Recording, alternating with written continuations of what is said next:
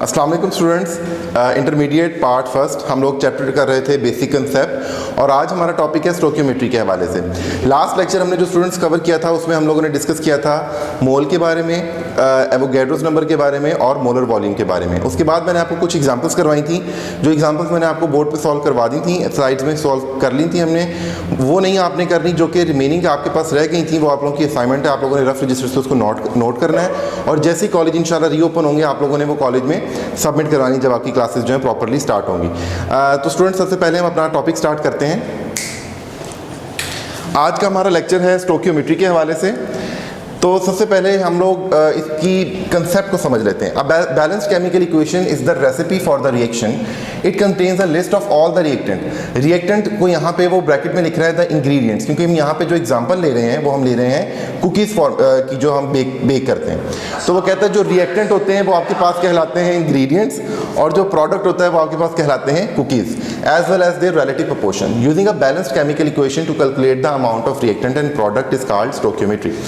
तो बेसिकली वो आपको ये बताना चाह रहा है कि अगर आप जितने इंग्रेडिएंट लेते हैं और उतनी ही आपके पास प्रोपोर्शन में जो है वो कुकीज़ बन रहे हैं, तो ये आपके पास जो हम रिलेशनशिप स्टडी करते हैं ये आपके पास स्टोकियोमेट्री कहलाती है। यानी कि बैलेंस्ड केमिकल इक्वेशन में हम लोग रिएक्टेंट और प्रोडक्ट के दरमियान जो है वो रिलेशनशिप को स्टडी करते हैं। अगर आपने मैयर करके लिया, यानी कि इन ग्राम्स अगर आप जो है वो फ्लोर ले रहे हैं और अपने बेकिंग सोडा और बाकी चीज़ें उसमें डाल रहे हैं और उतनी क्वान्टिटी में आपके पास जो है वो प्रोडक्ट बन रहा है, यानी कि बिस्किट्स बन रहे हैं, तो आप लोग उसको जो है वो स्टोकियोमेट्रिक में स्टडी करते हैं। सबसे पहले stoichiometry is the section of chemistry that involve using relationship between reactant and product in a chemical equation to determine the desired quantitative data. तो बेसिकली स्टोकियोमेट्री का जो हमारे पास प्रिंसिपल है वो ये है कि हम लोगों ने क्वांटिटेटिव डाटा को कलेक्ट करना होता है कोई भी केमिकल रिएक्शन के अंदर। यहाँ पे आपके पास एक बैलेंस केमिकल इक्वेशन होगी जिसके अंदर रिएक्टेंट और प्रोडक्ट होंगे। इन ग्रीक स्टोकिन जो है means element and metron means measure. तो बेसिकली ये ग्रीक वर्ड से ड्राइव है स्टोकियोमेट्री, और स्टोकिन का मतलब होता है एलिमेंट और मेट्रोन का मतलब होता है measure. Stoichiometry literally translated means the measure of element. तो यहाँ पे स्टोकियोमेट्री का असल अगर हम लफ्जी मतलब लें तो वो आपके पास है किसी भी एलिमेंट को मैयर करना, यानी कि मैयरमेंट ऑफ एलिमेंट। कंडीशंस दो ज़रूरी होती हैं। फर्स्ट कंडीशन है all the reactant completely converted into the product. Stoichiometry को हम तभी जो है वो डिटेल में स्टडी कर सकेंगे जब हम देखेंगे कि तमाम के तमाम जो आपके पास रिएक्टेंट हैं वो प्रोडक्ट में कन्वर्ट हो चुके हैं। और सेकंड वो कहता है नो साइड रिएक्शन अकर्स, क्योंकि जब हम देखते हैं कि हम इंडस्ट्रियल लेवल पे स्टडी करते हैं तो इंडस्ट्रियल लेवल पे जो इन्वेस्टर होते हैं वो आपके पास केमिस्ट के पास आते हैं और वो कहते हैं जी हम लोगों ने एक प्रोडक्ट बनाना है। फॉर एग्जांपल वो कहता है जी हमने अमोनिया की प्रिपरेशन करनी है, मगर आप हमें चीपेस्ट वे बताएं जिससे हम अमोनिया तैयार कर सकते हैं। तो आप अमोनिया का चीपेस्ट वे तो उन्हें बताएंगे, मगर साथ साथ आप ये भी बताएंगे कि इसके साथ आपको कितने साइड रिएक्शंस होंगे, यानी कि कितने के साइड प्रोडक्ट बनेंगे।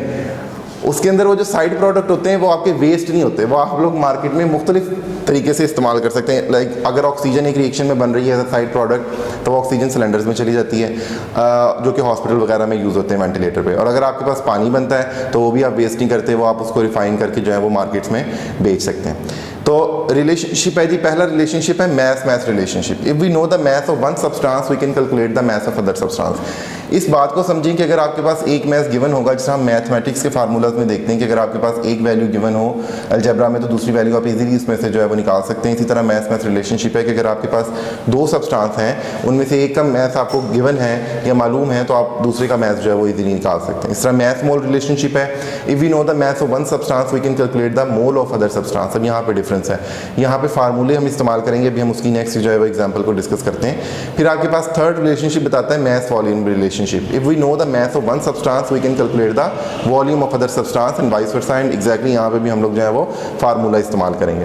फोर्थ पॉइंट कहता है जी मोल रिलेशनशिप। अगर आपके पास दो सब्सटेंस हैं और उनमें से किसी एक का मोल आपको गिवन है या नोन है तो दूसरे का आप जो मोल है सब्सटेंस का वो फाइंड आउट कर सकते हैं।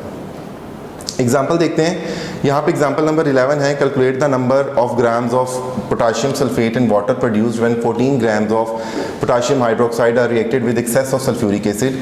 Also calculate the number of molecules of water produced. तो सबसे पहले हम फर्स्ट पार्ट जो इसको सॉल्व करते हैं कि आपके पास जो कहता है मैस ऑफ पोटाशियम हाइड्रोक्साइड जो है गिवन है 14 ग्राम्स। ये एग्जाम्पल नंबर 11 है students. Molar mass of potassium hydroxide निकाला जी। यहाँ पे पोटाशियम का होता है 39, ऑक्सीजन का होता है 16 और हाइड्रोजन का 1, तो 56 ग्राम पर मोल बनता है। नंबर ऑफ मोल्स कितने बनेंगे जी? आप लोगों ने मैथ, गिवन मैथ जो आपके पास है उसको डिवाइड कर देना है मोलर मैथ से, तो आपके पास 0.25 मोल जो है पोटाशियम हाइड्रोक्साइड ब्रेक करता है with excess of sulphuric acid H2SO4। जब हम एक्सेस का जिक्र करते हैं तो यहाँ पर हम उसे निगलेक्ट कर रहे हैं, क्योंकि एक्सेस में कोई भी चीज़ होगी या बहुत ही निग्लिजिबल अमाउंट में होगी उसको हम निगलेक्ट कर देंगे, उसको हम डिस्कस नहीं करेंगे। तो इक्वेशन किस तरह बनती है जी? KOH आपके पास क्या प्रोड्यूस करता है? K2SO4। तो KOH की जो है वो आपके पास बैलेंस केमिकल इक्वेशन के बाद 2 मोल जो है KOH के बने, तो आपके पास 1 मोल K2SO4 का बनता है। अगर 1 मोल KOH का होगा तो हाफ मोल K2SO4 के बनेंगे।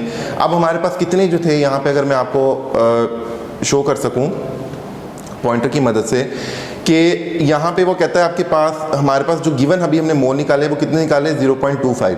तो 0.25 मोल है, इट मीन्स इसको आप डिवाइड कर देंगे मजीद तो ये बनेंगे 0.125 मोल्स ऑफ K2SO4। तो इसका मतलब ये हुआ कि 0.125 moles of K2SO4 is being produced from 0.25 moles of KOH। यानी कि अगर हम 0.25 मोल लेते हैं पोटाशियम हाइड्रोक्साइड के, तो पोटाशियम सल्फेट के 0.125 मोल बनते हैं। तो मोलर मैथ कितना होता है जी K2SO4 का? मोलर मैथ आपके पास अभी मैंने बताया कि 39 जो मैथ होता है, एटॉमिक मैथ होता है, वो होता है पोटाशियम का। अब यहाँ पे पोटाशियम कितने इस्तेमाल हो रहे हैं? 2। तो 2 मल्टीप्लाई बाय 39 प्लस 96 जो है वो इन्होंने सल्फर और ऑक्सीजन के कंप्लीट करने के बाद जो है इसको सॉल्व किया, तो 174 ग्राम पर मोल आता है बेसिकली। अब यहाँ पे बताता है mass of K2SO4 produce is equals to the number of moles multiply by molar mass. अब हम लोगों ने मैथ निकालना है। ये मैथ रिलेशनशिप था। मैथ किसका गिवन था? 1 सब्सटेंस, यानी कि KOH का मैथ गिवन था। अब हम लोग 14 ग्राम्स जो कि था, अब हम लोग K2SO4 का निकाल रहे हैं। वो कहता है कि नंबर ऑफ मोल्स कितने आए? 0.125। इसको किससे मल्टीप्लाई करना है? मोलर मैथ से, जो कि आया 174 ग्राम पर मोल। इनको मल्टीप्लाई किया तो आंसर आपके पास आया 21.75 ग्राम्स। इट मीन्स कि अगर आप 14 ग्राम KOH लेते हैं तो उससे 21.75 ग्राम्स ऑफ K2SO4 जो है वो आपके पास प्रोडक्ट बनेगी। नेक्स्ट स्लाइड में देखते हैं, इसका सेकंड पार्ट है to get the number of moles of water. अगर आपने पानी का जो है वो देखना है कि KOH के अगर रिएक्ट करता था H2SO4 के साथ, अगेन यहाँ पे सल्फ्यूरिक एसिड को निगलेक्ट करेंगे क्योंकि एक्सेस अमाउंट में है। तो KOH जो है वो आपके पास वाटर की और KOH की एक रेशियो बना लें कि 2 मोल थे KOH के बैलेंस केमिकल इक्वेशन के अंदर और 2 मोल ही आपके पास पानी बना था। अगर 1 मोल KOH का होगा तो 1 मोल ही आपके पास पानी बनेगा। इट मीन्स अगर 0.25 मोल अगर आपके पास KOH है तो 0.25 मोल ही आपके पास जो है वो वाटर प्रोड्यूस होगा। अब वो कहता है मैस ऑफ वाटर कितना था? मैस ऑफ वाटर जो होता है वो आपके पास होता है 18 ग्राम पर मोल। आपको पता है हाइड्रोजन का एटॉमिक मैस होता है 1, यहाँ पे 2 हैं हाइड्रोजन के एटम, इट मीन्स कि आपके पास 2 होगा। ऑक्सीजन का होता है जी 16 ग्राम पर मोल, तो इक्वल मिला के आपके पास बना 18 ग्राम पर मोल। तो कितने मोल थे वाटर के मोल थे 0.25 मल्टीप्लाई बाई 18 ग्राम पर मोल, और टोटल कुल मिला के आता है 4.50 ग्राम।